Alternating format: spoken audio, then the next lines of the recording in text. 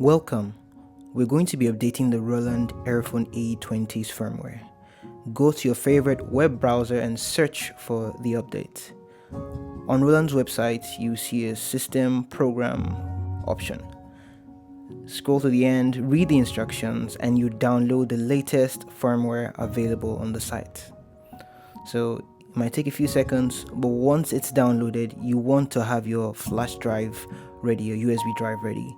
Check out our previous video on how to format the drive in the acceptable format with the AE20. So take the downloaded file and copy directly into the inventory. Don't copy into a subfolder. Attach your USB Type-C adapter.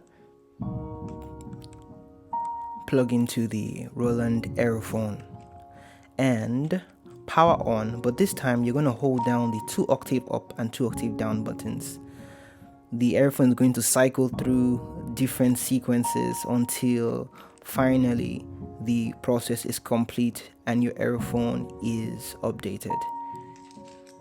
You can remove the drive, put it off, and then you get to put it back on. You see a confirmation of the firmware version on the instrument. I'm on version 1.22. And now you need to format this factory format to make sure everything works properly. So hold the menu button and scroll to the very end. And then once you get to the end, walk backwards like 2-3 steps and you get to the factory reset. Click on yes and it'll ask you to confirm and you say yes. And the factory reset will begin.